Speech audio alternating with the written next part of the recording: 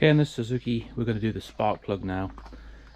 Spark plug fitted is a NGK RCR6HSA spark plug. They don't have the terminal boot on, it's just a screw. It's gapped to 0.7mm on this one. So to do this, we take the back catch and the front catch off, just a rubber, and we can lift this off. So as you move the recoil start a little bit. Okay, with the lid off we can see the spark plug boot. We just pull that off and we can see the spark plug protruding there. So we'll get our socket on there, remove that, and we've got a new one to fit. So it's as easy as that on the Suzuki DF2.5. There's only one single cylinder, swap them out, and that's it.